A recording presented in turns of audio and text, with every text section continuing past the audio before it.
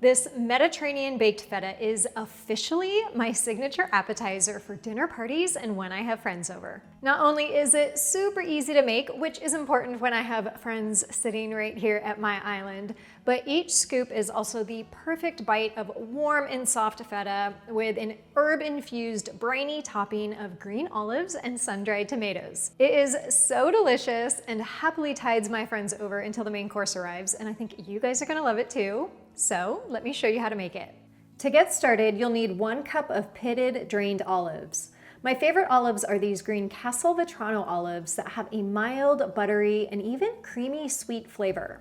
The green color is a beautiful contrast to the red sun-dried tomatoes in this dish, though you could always use Kalamata olives as well, or a little bit of both. It's really up to you. Now, fun fact, I actually never liked plain olives up until about a year ago, and now I'm obsessed with them, all thanks to these Castelvetrano olives. I was definitely that kid who picked black olives off of any dish. So if you are like old me, just know that these green olives are in a category all their own. Also, as I was filming this recipe and fishing out all of these olives from the jar, I kept thinking to myself, I really need to get one of those pickle or olive jars that you can flip to strain. So guess what I just bought on Amazon? I also learned the first time I made this recipe that whole olives, which may look pretty in a final dish, are just too big when it comes to spreading and nibbling. So I recommend having them. You can slice them in half with a knife, but for a more rustic look, you can also just tear them in half with your fingers, and I now prefer the look of the latter. For the sun-dried tomatoes, grab yourself a jar of ones that look fairly vibrant. While sun-dried tomatoes are of course more subdued in color than fresh tomatoes, I always steer clear of jars where they look nearly brown because those just won't look as appetizing in the final presentation. You'll need about a half a cup of sun-dried tomatoes, which is about 6 or 7 tomatoes, and you don't really have to measure them out. You can just eyeball the amount and then roughly chop those up into bite-sized pieces. If you're also wondering what to make with the leftover sun-dried tomatoes in the jar, I highly recommend trying my creamy Tuscan chicken recipe. It's a 1-pan dish of juicy chicken breasts seasoned with Italian spices, seared until golden, then simmered in a luxurious cream sauce with sun-dried tomatoes, onion, and plenty of spinach. It's definitely a downshifter favorite, and I'm pretty sure many of you have already made it, but consider this your reminder to make it again. Add the chopped sun-dried tomatoes to your bowl of halved green olives and then mince 3 garlic cloves on top. Measure out a 1/3 cup of extra virgin olive oil and then add the dried herbs, which includes half a teaspoon of dried oregano, half a teaspoon of dried thyme, half a teaspoon of dried basil, and for a little kick, add a pinch of red pepper flakes.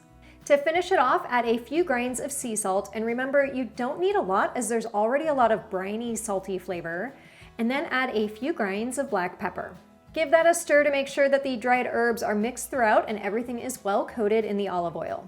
Now, in terms of a baking dish, I have this 2-piece stove set and I'm using the smaller one for today's recipe, and I'll link these below. But both dishes are used often in my kitchen, so it is a set worth investing in. Alternatively, you could use an 8-inch square baking dish or something else around that size. Place 8 ounces of a good quality block feta into the baking dish and then pour your mixed topping all over it. Use your spoon to gently push most of the olives and sun-dried tomatoes to the side so that the feta can get a little color to it while it's in the oven. And then pop this into a preheated 350-degree Fahrenheit oven. Bake the feta for 20 to 25 minutes until it's softened, and if you'd like to add a little color to the top, you can turn on your top broiler for just a minute or 2. But do be careful if you do this, as it can quickly singe any olives and sun-dried tomatoes you have on top. Speaking from personal recipe testing experience. You are going to love this baked feta that's soft and spreadable and infused with the best herby, savory, and briny topping. And then right before serving, you can add a sprinkle of freshly chopped parsley, which I think always makes the difference in terms of flavor and presentation, especially when it comes to Mediterranean recipes. Now, in terms of serving, you can choose your favorite crackers or serve it up with sliced cucumber or even bell pepper. This is one appetizer that's highly addictive and will get fully devoured probably within 20 minutes of taking it out of the oven, and I am now ready to dig in myself. That is so amazing, and while you can serve it with a variety of crostinis and crackers, gluten-free, not gluten-free, whatever floats your boat. I also love to serve it with just some simple cucumber slices for a refreshing and crisp bite in the summer as well. And I have to say that every single person that I have served this to thus far at a dinner party or just a gathering at my house has asked for the recipe. So don't just take my word for it that it's amazing. I guess you can take all of their endorsements as well.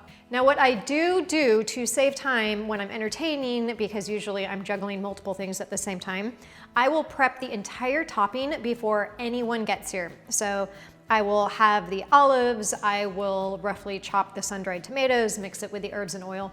I will then set that back in the fridge. And then when everyone gets here, I can simply put the cheese in the dish, add the topping, pop it in the oven, and about 25 minutes later, there's this nice, warm, soft, aromatic dish that comes out of the oven, and it just goes over so well. If you want to take it a step further, you can serve this as part of just a really big meze platter. You could serve it up with things like baba ganoush and hummus and tzatziki and a variety of vegetable sticks and crackers. You could even put some dried fruit and some fresh fruit. You could do an entire island or small table full of nibbles, and that will keep everyone happy as well. You might not even need a main course after that. And I'm gonna give a quick plug for some of my cocktail recipes as well, because if you are entertaining, especially in the summertime, a few drinks and cocktails that I love to serve this with when my friends are over, you can choose from an Aperol spritz, a limoncello spritz, or my red sangria recipe. Those always go over really well. I hope you guys enjoyed today's video for this Mediterranean baked feta appetizer. If you did, make sure to give it a thumbs up. And if there are other appetizer recipes you would like to see a video for, make sure to leave that in the comments below. And with that, I'm going to finish polishing off probably half of this today, and I will see you in the next video.